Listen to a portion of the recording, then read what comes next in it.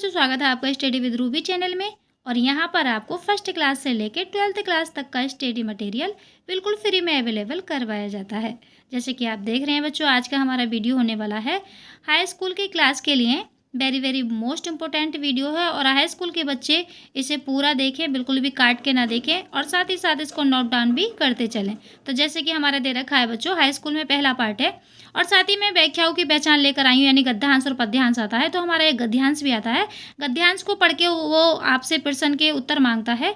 तो जब तक हमें गद्यांश की पहचान नहीं होगी तब तक हम उसका सही राइटर और सही लेखक नहीं लिख के आ सकते। तो इसी के बारे में मैंने ये वीडियो बनाई है। और यहाँ से आपको 6 नंबर मिलेंगे हाई स्कूल के बोर्ड में। तो बोर्ड में ये मतलब कंपलसरी है, वैसे तो हर एग्जाम में कंपलसरी है, चाहे वो अर्धवार्षिक हो या कैसे भी हो, लेकिन वहाँ पे हमें जो नंबर मिलने वाले हैं बहुत ही 6 के 6 नंबर मिलने चाहिए, तब तो बात है। तो उसी के लिए मैंने ये वीडियो बनाया। आप देखते ही पहचान जाएंगे कि कहाँ से ये गद्यांश लिया गया है, ये किस पार्ट से ये गद्यांश आया है। तो आइए हम शुरू करते हैं। जैसे कि हम व्याख्या की पहचान देख लेते हैं। व्याख्या की पहचान कह लो, ये गद्यांश की पहचान कह लो। तो वहाँ पे क्या होगा, गद्यांश में मित्र दिख जाए, मित्रता दिख जाए, कच्ची मिट्टी दिख जाए, विश्वासपात मित्र दिख जाए, और फूल पत्तियां दिख जाए, कुसंग ज्वर दिख जाए, बुद्धि दिख जाए, बुद्धि भ्रष्ट दिख जाए, कीचड़ दिख जाए, बुरी संगत दिख जाए। जहाँ पे ये वाले शब्द आपको दिखाई दे जाएं वो कौन सा गद्यांश होगा, मित्रता पाठ से लिया हुआ गद्यांश होगा। तो हम इसका क्या लिखेंगे, संदर्भ आता है लिखने के लिए। तो संदर्भ बड़ी आसानी से लिख सकते हैं। जैसे कि अब हमने पहचान लिया कि मित्र देख के हमने पहचान लिया मित्रता पाठ से क्या आया, हमारा गद्यांश आया है। तो प्रस्तुत गद्यांश हमारी पाठ्य पुस्तक गद्य संकलन की मित्रता नामक पाठ से लिया गया है। इसके लेखक कौन है, आचार्य रामचंद्र शुक्ल जी हैं। तो ऐसे ही हर किसी का बना कर लिखना है। आइए हम अगले पार्ट पे चलते हैं। तो मैंने अगला पार्ट लिया है ममता। आप चाहे तो कोई सा भी ले सकते हैं। तो मैंने पार्ट 2 लिया है ममता, और इसके लेखक हैं श्री जयशंकर प्रसाद। तो अगर आपको जयशंकर प्रसाद याद नहीं आ रहा है तो ममता की क्या हो गई, जय हो गई। ऐसे भी करके हम याद कर सकते हैं, अपने ध्यान में रख सकते हैं। तो आइए हम गद्यांश की पहचान से देखते हैं क्या पहचान है। अगर आपको ममता दिख जाए, भीख दिख जाए, ब्राह्मण दिख जाए, चूड़ा दिख जाए, और ईंटों का ढेर दिख जाए, असबारोही दिख जाए, विधवा दिख जाए, झोंपड़ी दिख जाए, रोहतास दुर्ग दिख जाए, जहाँ पे ये शब्द आपको दिख जाए गद्यांश में, समझ लेना कि वो कौन से पार्ट से, ममता पार्ट से गद्यांश लिया गया है। आइए हम अगले पार्ट पे चलते हैं। जैसे कि अगला पार्ट है हमारा क्या लिखूं। तो इसके लेखक कौन है, पद्मलाल पुन्नालाल बख्शी। अगर आपसे लिखना नहीं आता है, राइटर के नाम नहीं आते, 1-2 बार प्रैक्टिस करेंगे, 1-2 बार हमारी वीडियो देखेंगे तो आपको जल्दी ही समझ में आ जाएगा। और मेरा मेन पर्पज़ है कि आप बोर्ड में पूरे नंबर लेके आएँ, कोई भी कटिंग करके ना आएँ।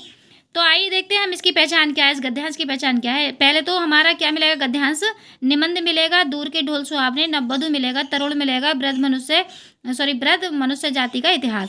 जहाँ पे ये वाले शब्द दिख जाए, गद्यांश कहाँ से लिया गया है, क्या लिखूं पाठ से लिया गया है। आइए हम अगले पार्ट पे चलते हैं। भारतीय संस्कृति, डॉक्टर राजेंद्र प्रसाद इसके लेखक हैं। अब हम देखते हैं गद्यांश की पहचान। ये भारतीय संस्कृति दिख जाए, नैतिक दिख जाए, सूखी हड्डियां दिख जाए, प्राण फूके दिख जाए, बहती हुई नदियों में दिख जाए, समूह दिख जाए, अहिंसा दिख जाए। जहाँ पे ये वाले शब्द आपको दिखाई दे जाए तो कौन से पार्ट से गद्यांश आया, भारतीय संस्कृति से गद्यांश आया। और इसके राइटर कौन है, डॉक्टर राजेंद्र प्रसाद। आइए हमारा अगला पार्ट है ईर्ष्या तू ना गई मेरे मन से। बहुत जाना माना पार्ट है और बहुत पुराना है, बहुत फेमस है, हिंदी में बहुत दिन से प्रचलित है। मतलब इसकी व्याख्या ज़्यादातर आती रही है बोर्ड में।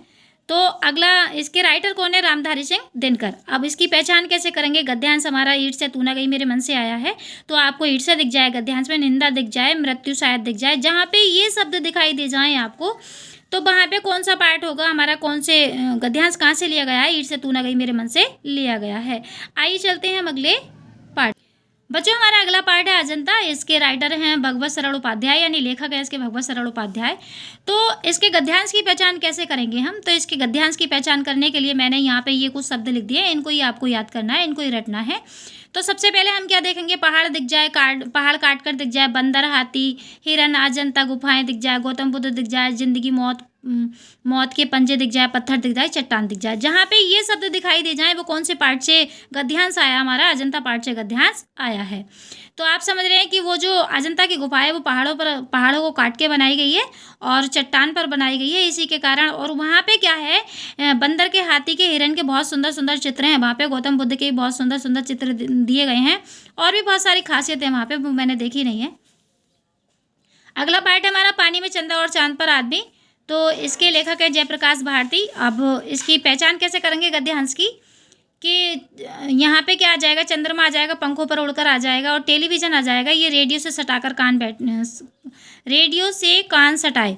ये अगर ये वाले शब्द आते हैं तो कौन से पाठ से गद्यांश आया हमारा? पानी में चंदा और चांद पर आदमी से गद्यांश आया है। इसी की हम व्याख्या लिख सकते हैं। आई होप आपको बच्चों वीडियो पसंद आया होगा। अगर आपको वीडियो पसंद आया तो लाइक, शेयर, कमेंट और साथ ही चैनल को सब्सक्राइब। मैं मिलती हूँ अगली वीडियो में, तब तक के लिए take care, bye bye, thank you.